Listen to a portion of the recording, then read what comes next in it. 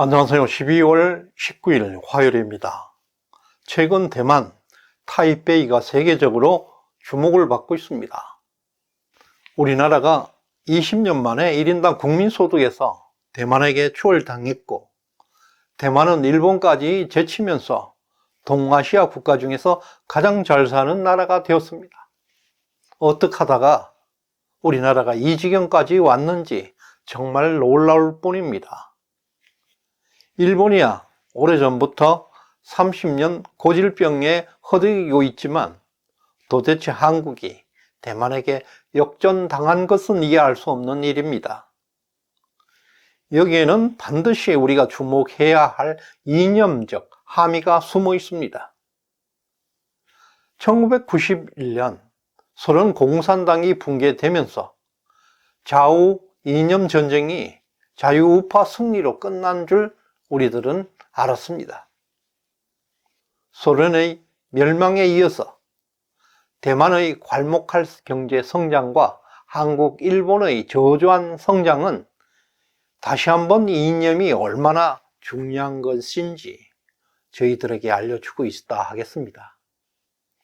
2020년 코로나 팬데믹이 절정일 때 대만은 3.4% 경제 성장을 기록했습니다. 한국 경제 성장률은 오히려 마이너스 0.7% 경제가 후퇴했습니다.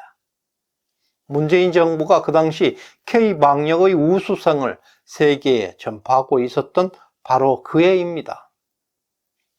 특히 2021년 한국은 4.1%의 성장한 반면에 대만은 무려 6.6% 성장을 해서 대만의 고공행진이 계속되어 왔습니다. 소름 끼칠 정도로 놀라운 사실은 대만이 한국을 추월하기 시작한 바로 그 시점이 문재인 집권 시기와 일치한다는 점입니다. 대만은 2016년 좌파 정권에서 우파로 정권이 교체되었습니다.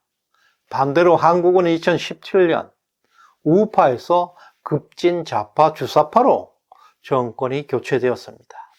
즉 대만에는 우파 정권이 들어서게 됐고 반대로 한국에는 주사파 좌파 정권이 집권하게 되었습니다. 그리고 대만 우파 정권은 2021년에 정권 연장에 성공했고 한국 주사파 정권은 정권 연장에 실패했습니다.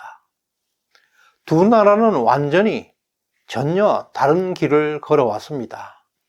완전히 다른 정책을 추진한 결과 대만 경제의 독주 한국의 몰락이었습니다. 대만과 한국은 5년 사이에 너무나 다른 나라가 되어 있습니다. 2017년 그 이전에는 박근혜 정부 때 대만은 한국과 경쟁 상대가 되지 않았습니다. 도저히 한국을 따라잡을 수 없는 나라였습니다. 그러나 불과 5년 만에 상전벽해가 되었습니다.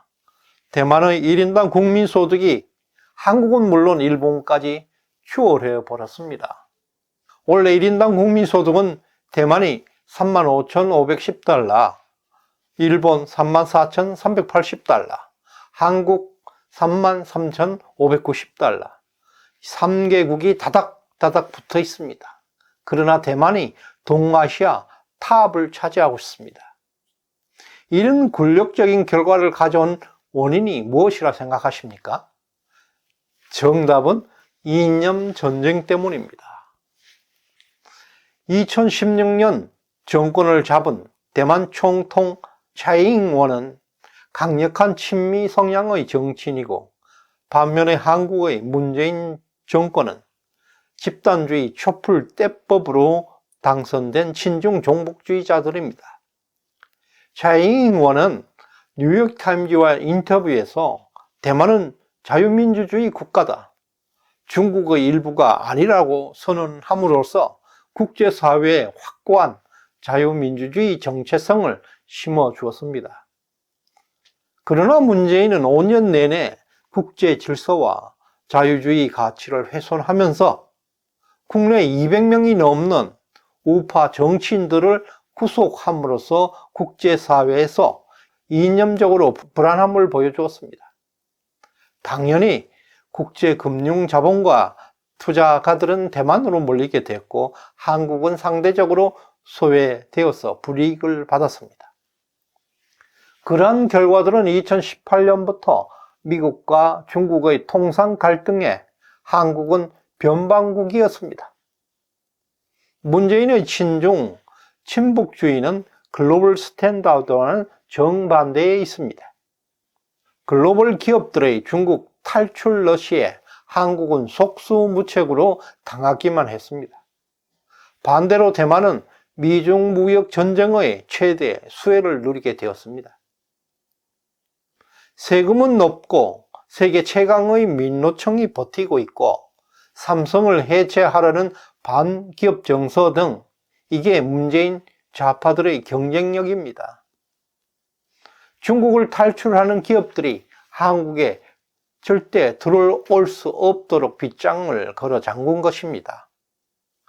2018년 한국경제연구원은 해외에 공장이 있는 150여 개 한국 기업을 대상으로 한국에 다시 돌아올 계획이 있느냐는 설문조사를 실시했습니다.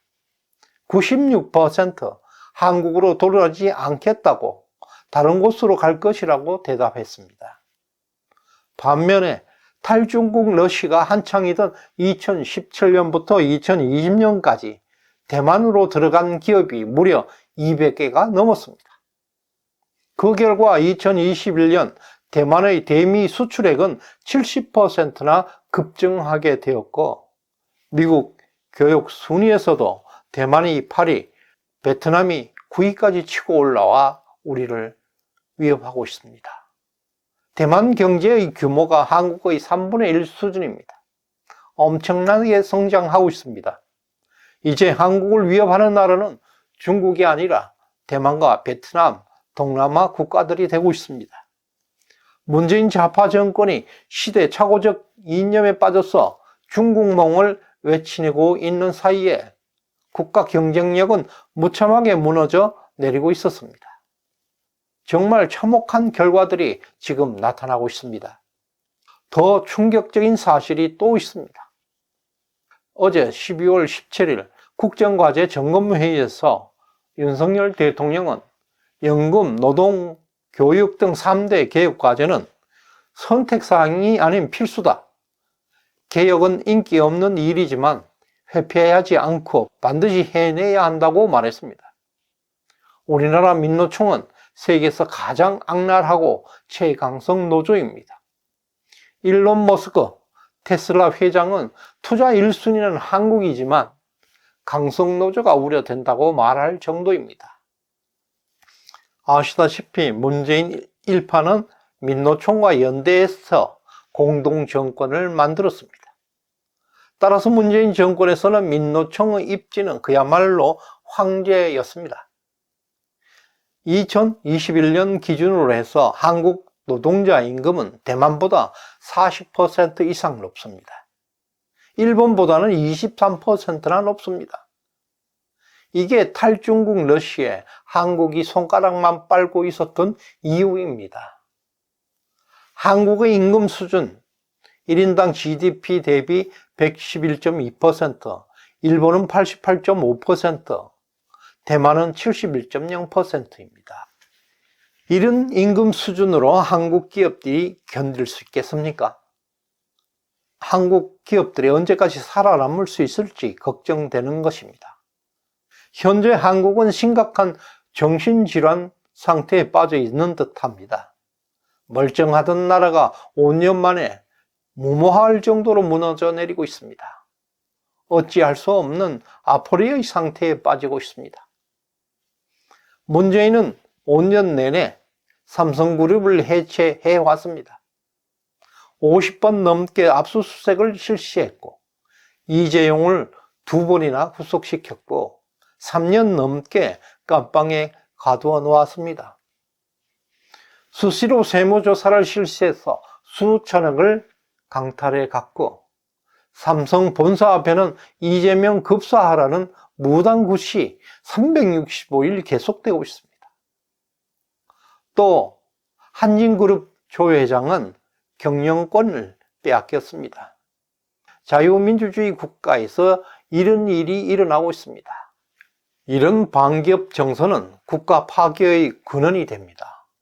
문재인 정권은 짧은 시간 동안에 공동체의 법치와 시장 질서가 얼마나 쉽게 파괴되고 있는지 잘 보여주고 있습니다. 그래도 윤석열 정부가 국가 100년 대계를 추구하고 있어서 든든합니다. 시청해 주셔서 감사드립니다.